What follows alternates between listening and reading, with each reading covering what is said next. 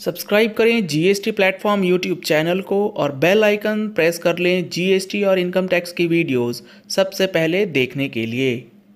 आपके पास tax credit mismatch का notice जो है वो आ रहा है और उसके अंदर जो आपने टीडीएस का अमाउंट या टीसीएस का अमाउंट क्लेम किया है उसको इग्नोर करके उसे रिजेक्ट करके डिमांड जो है वो कंफर्म कर दी जा रही है। तो ये टैक्स क्रेडिट मिसमैच जो है इनकम टैक्स पोर्टल पे आपको किस तरीके से देखना है और क्या करना है, आगे का प्रोसेस सारी चीजें हम लोग डिस्कस करेंगे। इस पॉइंट पे डिस्कशन करने से पहले आप लोगों के लिए एक जरूरी इंफॉर्मेशन ये है कि जीएसटी और इनकम टैक्स से रिलेटेड जो monthly GST and income tax के अपडेट्स आते हैं हमारी मंथली टैक्स मैगजीन में, अगर आप लोगों ने अभी तक सब्सक्रिप्शन नहीं लिया है तो दिए गए नंबर्स पे कॉल करके व्हाट्सएप करके आप सब्सक्रिप्शन ले सकते हैं।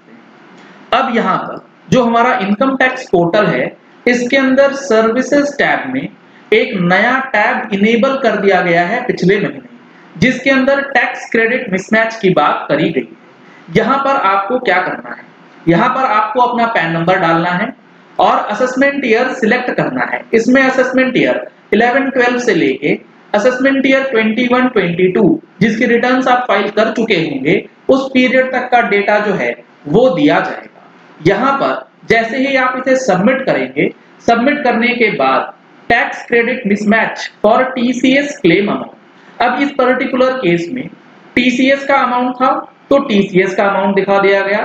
Similarly tax credit mismatch for advance tax और सेल्फ असेसमेंट टैक्स जो है वो भी दिखा दिया जाएगा।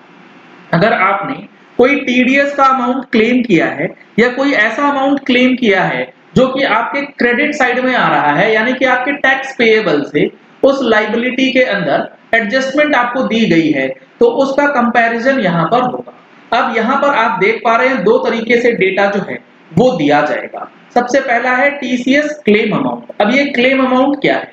ये वो अमाउंट है जो कि आपने अपनी इनकम टैक्स रिटर्न फाइल करते समय क्लेम किया है और amount available as per form 26AS। और फॉर्म 26AS में क्या डेटा अपडेट हुआ है उसके बेसिस पे यहाँ पे कंपैरिजन होगा और इस कंपैरिजन के बेसिस पे आपकी इनकम टैक्स रिटर्न जो आपने फाइल की है उसको प्रोसेस किया जाएगा और उसके बेसिस पे डिमांड या रिफंड जो है वो डिसाइड होगा। अब यहाँ पर आप देख पा रहे हैं tax credit mismatch for TCS के लिए यहाँ पर 4 एंट्रीज दी गई, जिसमें टीसीएस क्लेम किया गया है रिटर्न्स में 1662 रुपए, 2248 रुपए, 314 रुपए और 871 रुपए, जबकि ऑनलाइन यहां शो हो रहा है कि amount available as per form 26AS वो है नो डेटा, यानी कि 26AS में कोई डेटा नहीं है, लेकिन रिटर्न के अंदर ये डेटा जो है वो क्लेम किया गया। अब फॉर्म 26AS का जो डेटा है वो किस तरीके से अपडेट होता है एक बार ये समझ लीजिए। टीसीएस की जब बात आती है तो जो टीसीएस कलेक्ट कर रहा है, यानी कि इस केस में जिसने टीसीएस कलेक्ट किया है उसे अपनी टीसीएस की रिटर्न भरनी है।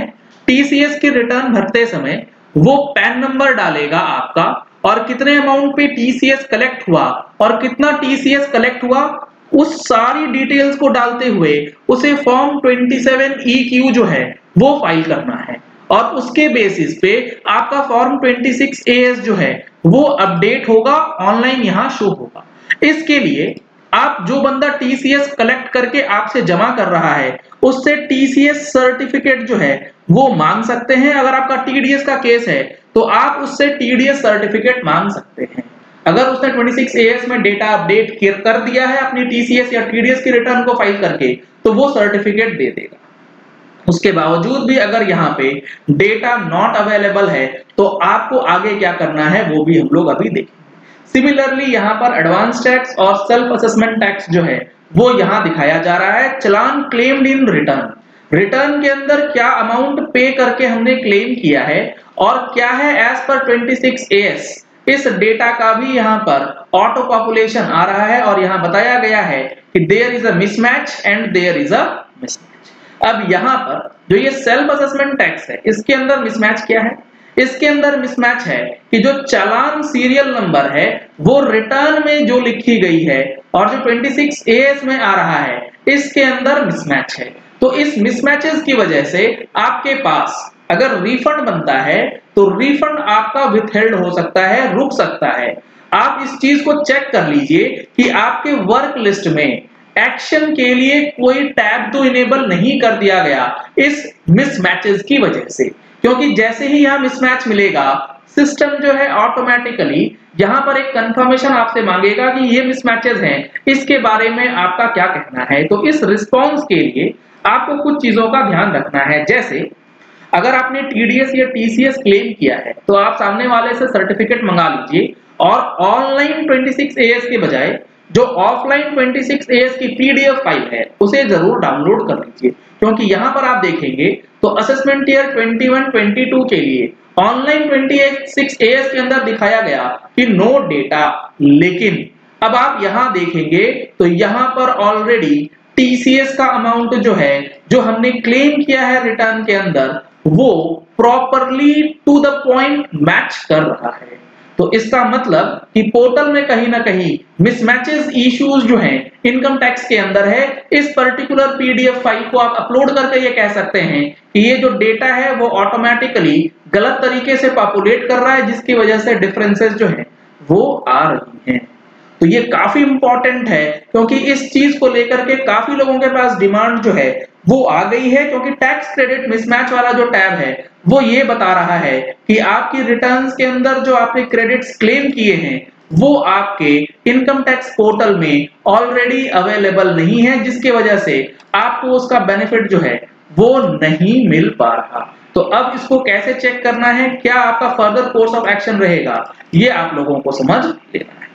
चलिए इस वीडियो को यही एंड करते हैं। आशा करते हैं कि आपको ये चीजें अब क्लियर हो गई होंगी कि टीडीएस और टीसीएस या फिर कोई भी टैक्स क्रेडिट जिसका आपने बेनिफिट ले रखा है उसके अंदर अगर मिसमैचेस आ रही हैं तो उसको आप किस तरीके से आगे काम में ला सकते हैं और किस तरीके से उसका जवाब दे सकते हैं। अगर आपने हमारे चैनल पे फर्स्ट टाइम ट्यून इन किया है तो चैनल को सब्सक्राइब करने के लिए नीचे दिया गया रेड कलर का सब्सक्राइब बटन प्रेस कर लीजिए। साथ में जो बेल आइकन है उसे प्रेस कर लीजिएगा ताकि वीडियोस की नोटिफिकेशंस आप तक रेगुलरली पहुंचती रहें। Thank you and have a nice day. Subscribe करें जीएसटी प्लेटफॉर्म यूट्यूब चैनल को और बेल आइकन प्रेस कर लें जीएसटी और इनकम टैक्स की वीडियोस सबसे पहले देखने के लिए।